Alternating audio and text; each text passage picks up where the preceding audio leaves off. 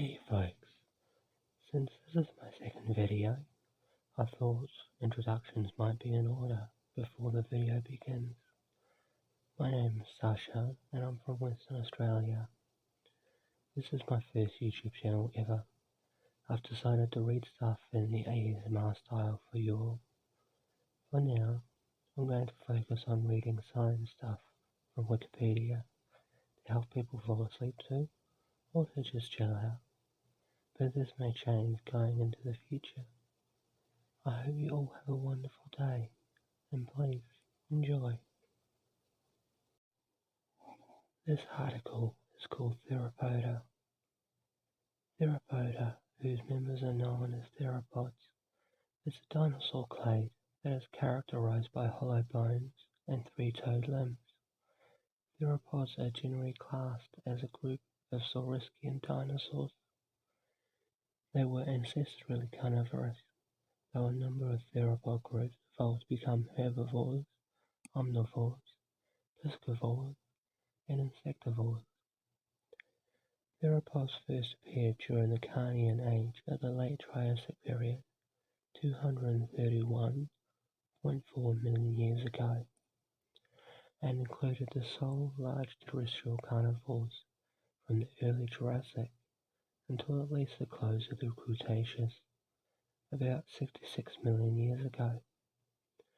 In the Jurassic, birds evolved from small, specialized coelosaurian theropods and are today represented by about 10,500 living species.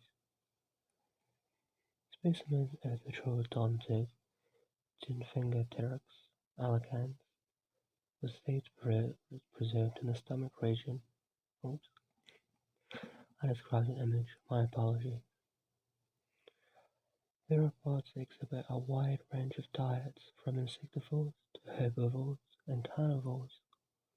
Strict carnivory has always been considered the ancestral diet for theropods as a group, and a wider variety of diets was historically considered a characteristic exclusive to the avian theropods, or birds. However, discoveries in the late 20th and early 21st centuries showed that a variety of diets existed, even in more basal lineages. All early finds of theropod fossils show them to be primarily carnivorous.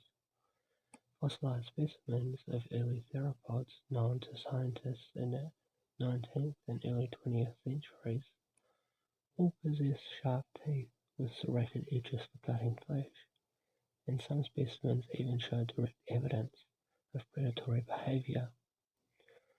For example, a Compsognathus longipes fossil was found with a lizard still in its stomach, and Velociraptor mongoliensis specimen was found locked in combat with the Protoceratops andrewsi, a type of Ornithischian dinosaur. And for reference, I'm going to put an image up now because it's really cool. The first confirmed non-carnivorous fossil theropods found were the therizinosaurs, originally known as signosaurs. First thought to be prosauropods, these enigmatic dinosaurs were later proven to be a highly specialized herbivorous theropod. Therizinosaurs possessed large abdomens for processing plant food, and small heads with beaks and leaf-shaped teeth. Further study of Metaraptorian theropods and their relationship showed that therizinosaurs were not the only early members of this group to abandon carnivory. Several other lineages of early Metaraptors showed adaptations for an omnivorous diet, including seed eating.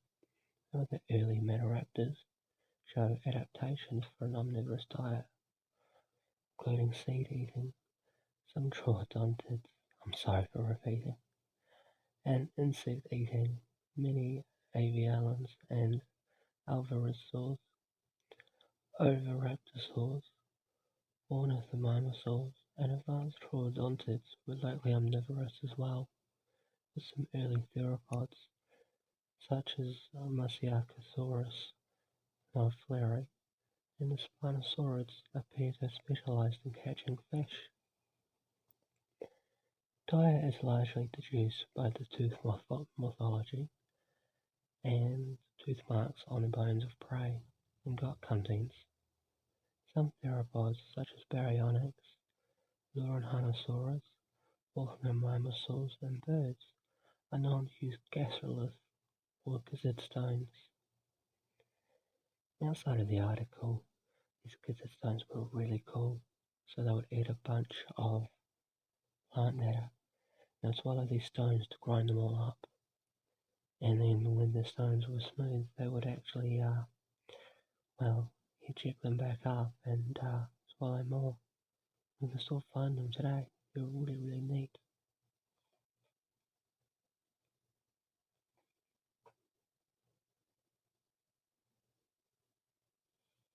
The majority of theropod teeth are blade-like, with serration on the edges called sophodont. Others are pachyodont or phelodont, depending on the shape of the tooth or denticles. The morphology of the teeth is distinct enough to tell the major families apart, which indicate different diet strategies. An investigation in July 2015 discovered that what appeared to be cracks in the teeth were actually folds that helped prevent tooth breakage by strengthening individual serrations as they attack their prey. The folds help the teeth stay in place for longer, especially as theropods evolved into larger sizes and had more force in their bite. Mesozoic theropods were also very diverse in terms of skin texture and covering. Feathers or feather-like structures are attested in most lineages of theropods. However, outside of the Coelurosaurs, feathers may have been confined to the young, smaller species or limited parts of the animal. Many larger theropods had skin covered in small, bumpy scales. In some species, these were interspersed with larger scales with bony cores, or osteoderms. The type of skin is best known in the Ceratosaur carnotaurus, which has been preserved with extensive skin impressions. The Coelurosaur lineages, most distinct from birds, had feathers that were relatively short and comprised of simple, possibly branching filaments. Simple filaments are also seen in Therizinosaurs, which also possess large, stiffened, quill-like feathers. More fully feathered theropods, such as Dromaeosaurs, usually retain scales only on the feet. Some species may have mixed feathers elsewhere on the body as well. Scansoriopteryx preserves scales near the underside of the tail, and Duraveneta may have been predominantly scaly, with only some simple filaments interspersed. On the other hand, some theropods were completely covered with feathers, such as the troodontid Amphiornis, which even had feathers on the feet and toes.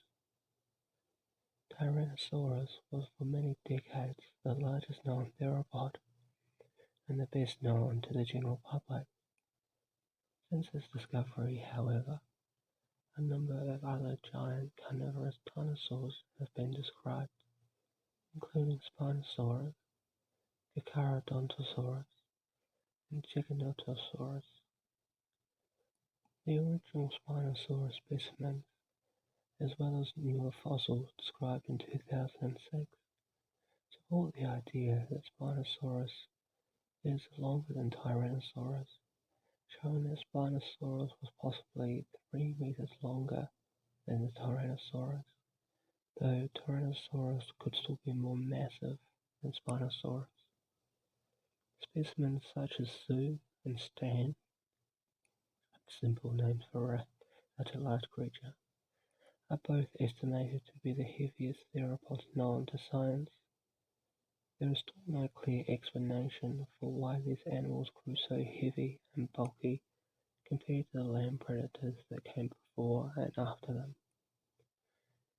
The largest extant theropod today is the common ostrich, up to 2.74 meters tall and weighing between 90 and 130 kilograms. The smallest non-avialar theropod known from adult specimens is the Troodonta Antionis huxleyi, at 110 grams in weight and 34 centimeters or 1 foot in length. When modern birds are included, the bee hummingbird, Mellisuga havanae, is the smallest at 1.9 grams and 5.5 centimeters long. Recent theories propose that theropod body size shrank continuously over a period of 50 million years, from an average of 163 kilograms or 359 pounds down to 0.8 kilograms or 1.8 pounds, eventually evolving into modern birds. This was based on evidence that theropods were the only dinosaurs to get continuously smaller, and that their skeletons changed 4 times as fast as those of other dinosaur species. Stance and gait. There's a hugely diverse group of animals. The posture adopted by theropods likely vary considerably between various lineages through time. All known theropods are known to be bipedal, with the forelimbs reduced in length and specialized for a wide variety of tasks. In modern birds, the body is typically held in a somewhat upright position, with the upper leg, femur, held parallel to the spine, and with the forward force of locomotion generated at the knee. Scientists are not certain as to how far back in the theropod family tree this type of posture and locomotion extends. Non-avian theropods were first recognized as bipedal during the 19th century, before their relationship to birds was widely accepted. During this period, theropods such as carnosaurs and tyrannosaurids were thought to have walked with vertical femurs and spines in an upright, nearly erect posture, using their long muscular tails as an additional support and a kangaroo-like tripodal stance. Beginning in the 1970s, biomechanical studies of extinct giant theropods cast doubt on this interpretation. Studies of limb bone articulation and the relative absence of trackway evidence for tail dragging suggested that when walking, the giant long-tailed theropods would have adapted a more horizontal posture, with the tail held parallel to the ground. However, the orientation of the legs in these species while walking remains controversial. Some species support a traditional vertically orientated femur, at least in the largest long-tailed theropods, while others suggest that the knee was normally strongly flexed in all theropods while walking, even giants like the tyrannosaurids. It is likely that a wide range of body postures, stances, and gaits existed in the many extinct theropod groups. Nervous system and senses. Although rare, complete casts of theropod endocrania are known from fossils. Theropod endocrania can also be reconstructed from preserved brain cases without damaging valuable specimens by using a computated tomography scan, a CT, and 3D reconstruction software. These finds are of evolutionary significance because they help to document the emergence of neurology of modern birds from their earlier reptiles, an increase in the proportion of the brain occupied occupied by the cerebrum seems to have occurred with the advent of the Coelurosauria and continued throughout the evolution of the Maniraptorans and early birds. Forelimb morphology.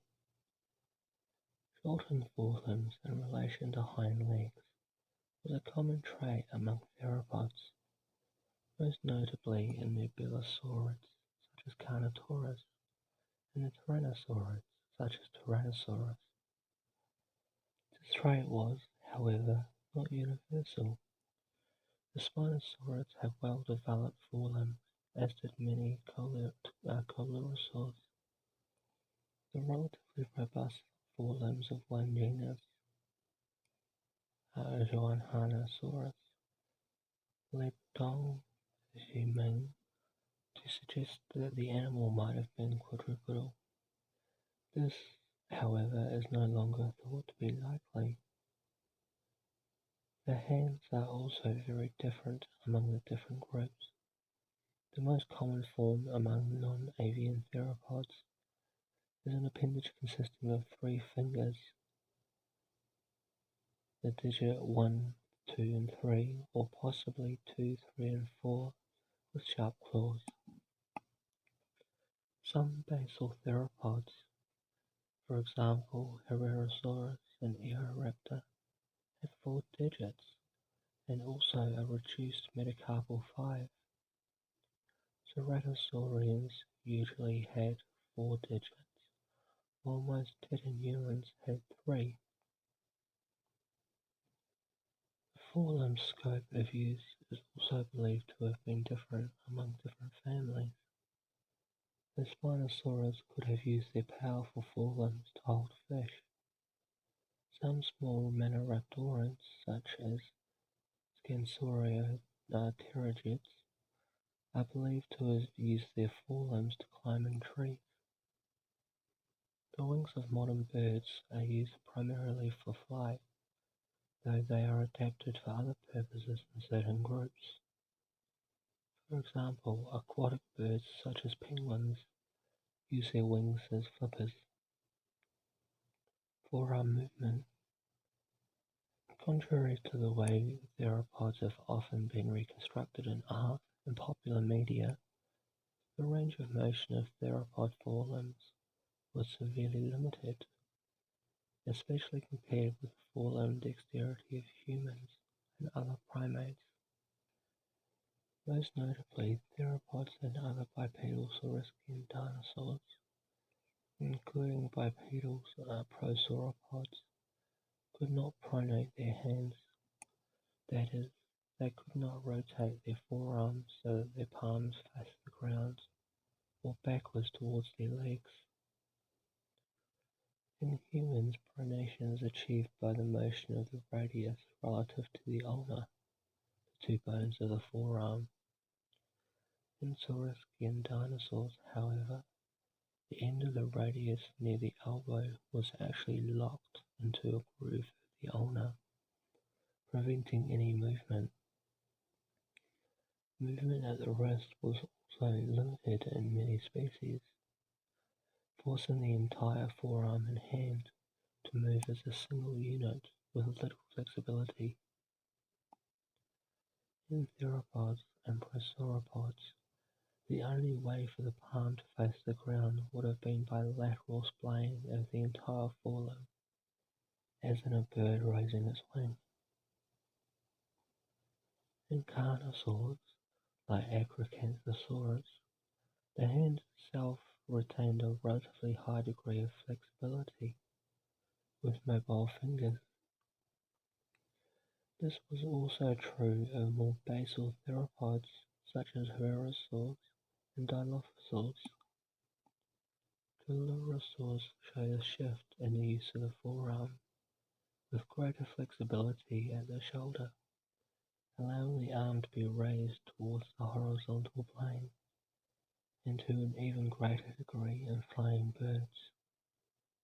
However, in Coelurosaurs such as Ornithomimosaurs, and especially Dromaeosaurs, the hand itself had lost most flexibility, with highly inflexible fingers.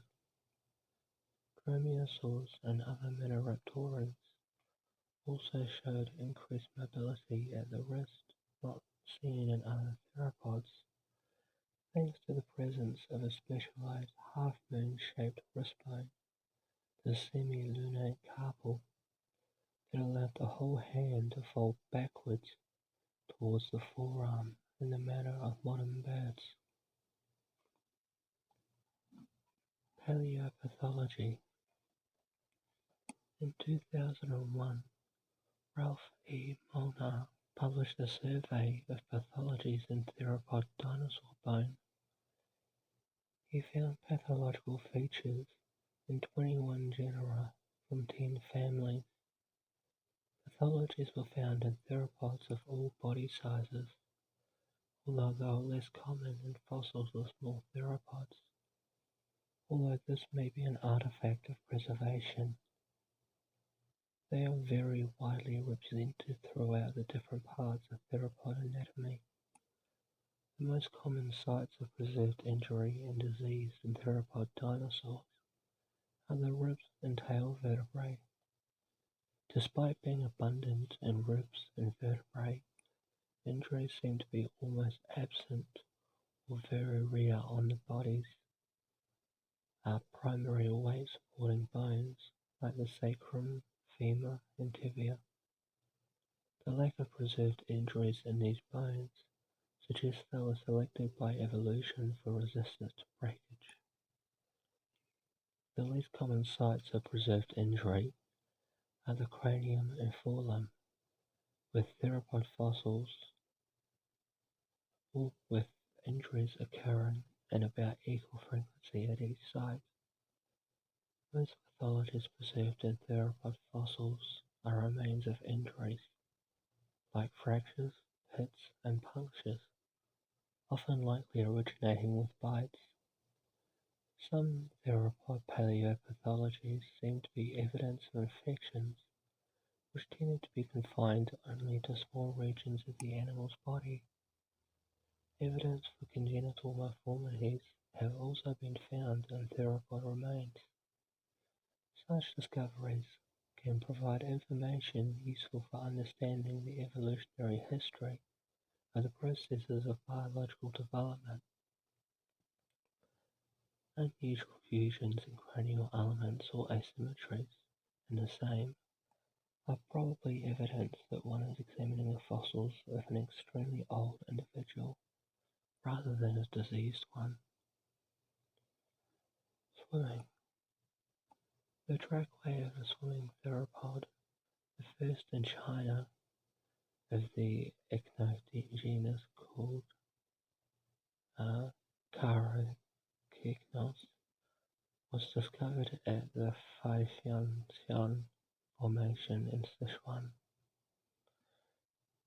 These new swim tracks supported the hypothesis that theropods were adapted to swimming and were capable of traversing moderately deep water. Dinosaur swim tracks are considered to be rare trace fossils and are among a class of vertebrate swim tracks that also include those of pterosaurs and crocodilomorphs. The study described and analyzed 4 complete natural molds and theropod footprints that are now stored at the Heya Dinosaur Tracks Research and Development Center, HDT. These dinosaur footprints were in fact claw marks, which suggest that this theropod was swimming near the surface of a river, and just the tips of its toes and claws could touch the bottom. The tracks indicate a coordinated left-right progression, which supports the proposition that theropods were well-coordinated swimmers. Evolutionary history. During the late Triassic, a number of primitive prototheropod and theropod dinosaurs existed and evolved alongside each other.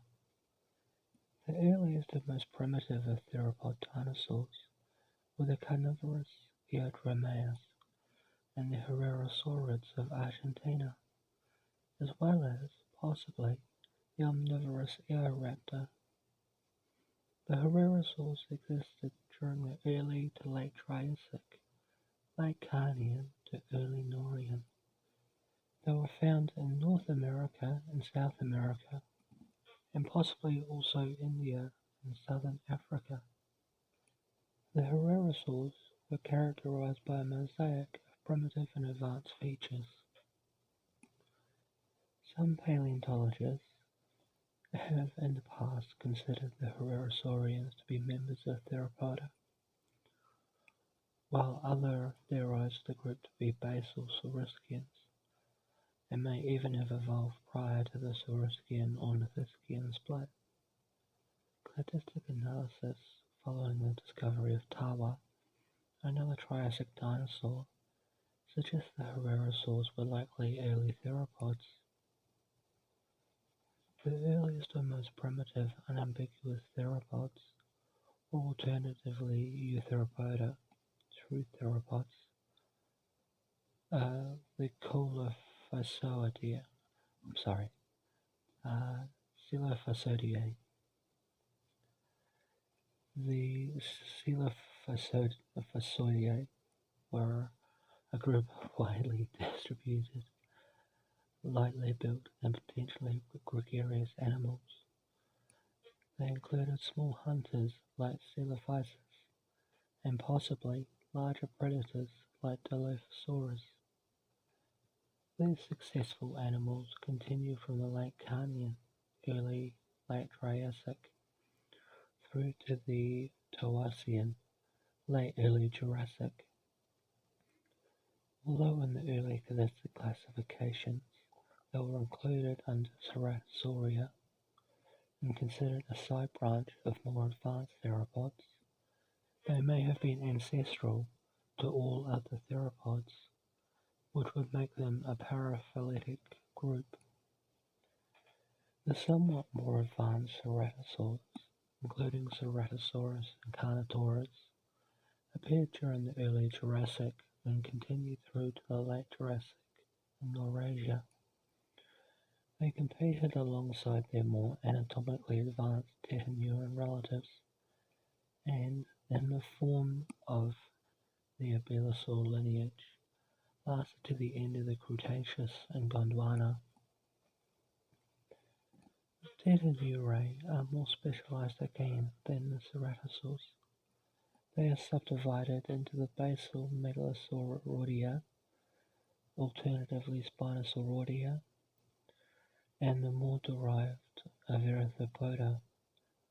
Megalosauridae were primarily Middle Jurassic to early Cretaceous predators, and their Spinosaurid relatives remains are mostly from early and Middle Cretaceous rocks. Other Theropoda, as their name indicates, were more closely related to birds and are again divided into Allosauridae, the diverse Carcharodontosaurs, and the Coelosauria, a very large and diverse dinosaur group among the birds. And I just realised that earlier words pronounced Theropoda, and I feel silly now. Thus, during the late Jurassic, there were no fewer than 4 distinct lineages of theropods: Ceratosaurs, Megalosaurs, Allosaurs, and Coelurosaurs, preying on the abundance of small and large herbivorous dinosaurs. All 4 groups survived into the Cretaceous, and 3 of those, the Ceratosaurs, the Coelurosaurs, and Allosaurs, all survived to the end of the period, where they were geographically separate, the Ceratosaurs and Allosaurs in Gondwana, and the Coelurosaurs in Laurasia. Of all the theropod groups, the Coelurosaurs were by far the most diverse. Some Coelurosaur groups that flourished during the Cretaceous were the Tyrannosaurids, including Tyrannosaurus, the Dromaeosaurids, including Velociraptor and Deinonychus, which are remarkably similar in form to the oldest known bird, Archaeopteryx. The bird-like troodonts and the Oviraptorosaurs,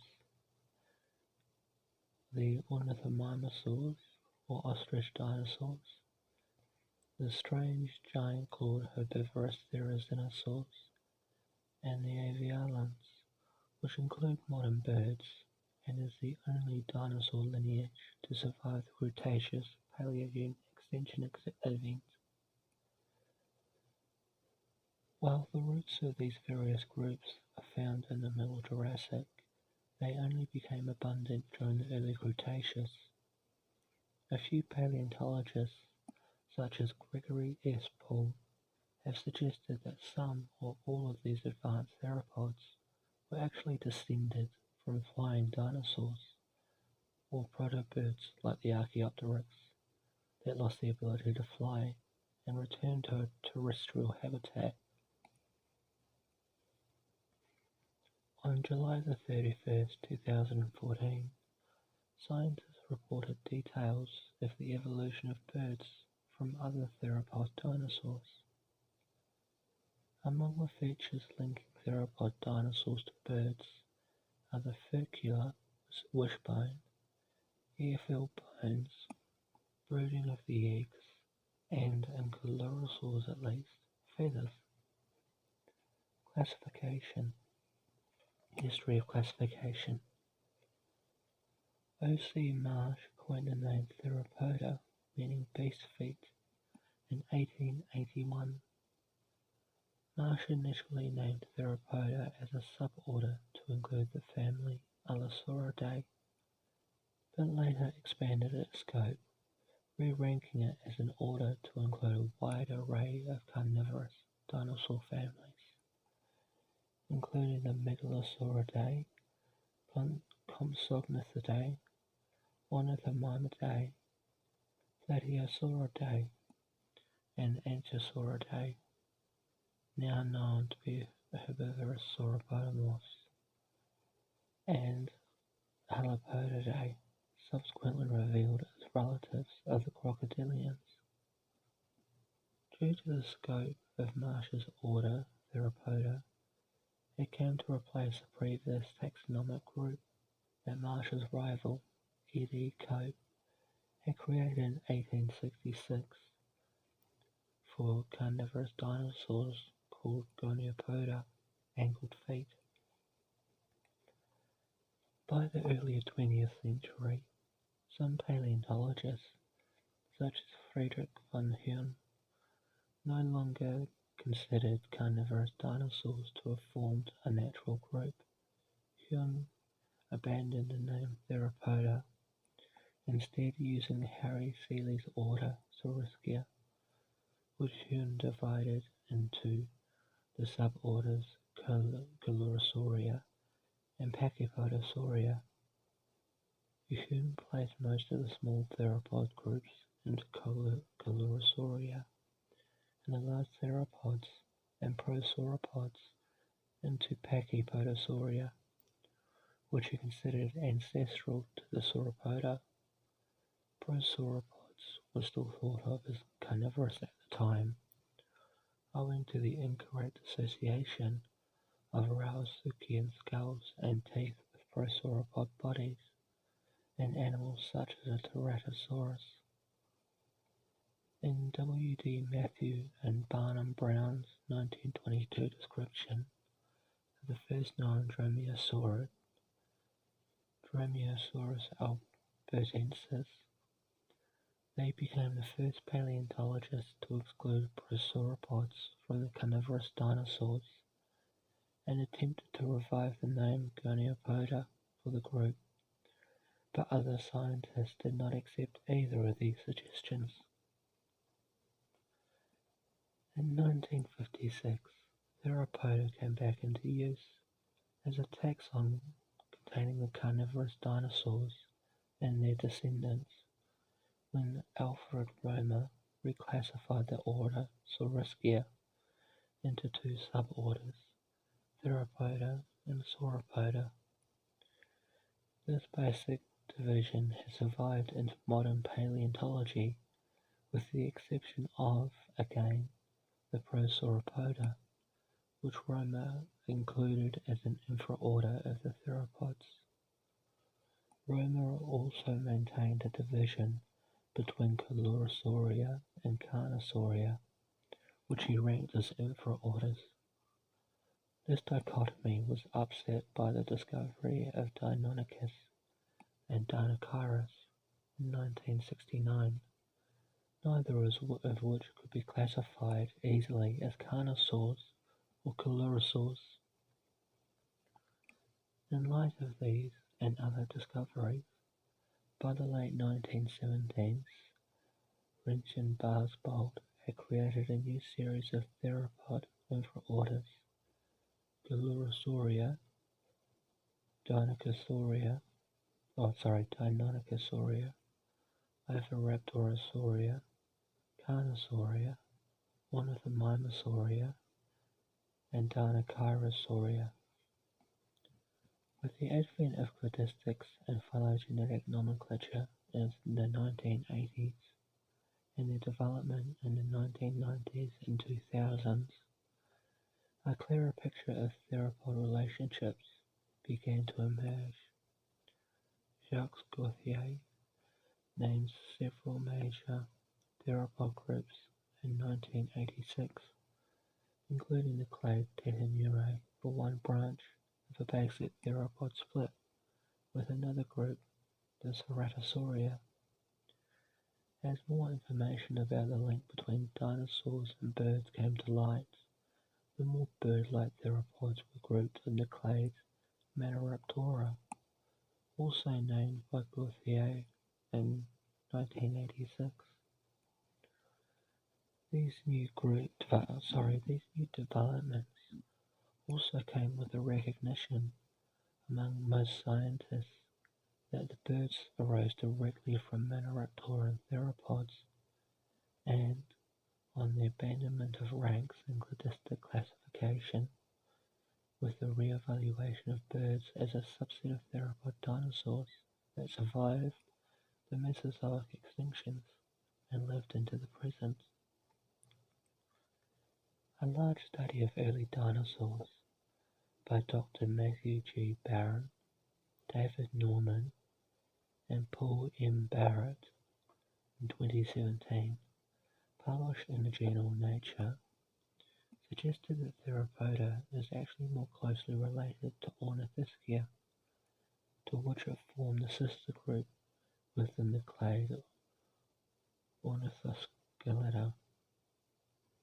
This new hypothesis also recovered Herrerasauridae as a sister group to Sauropoda morpha in the Redifine Saurischia, and suggested that the hypercarnivore morphologies that are observed in specimens of theropods and Herrerasaurids were acquired convergently. However, this phylogeny remains controversial, and additional work is being done to clarify these relationships. And that is the end of the Theropoda page. This was a nice long one, especially for my second video, and I hope you enjoyed it. I'm working on getting better all the time, and would love your feedback on how I did and what I could do better. If you enjoyed my content, I would love if you could possibly subscribe, like, or comment. Thank you all so very much, and have a wonderful day. Farewell for now.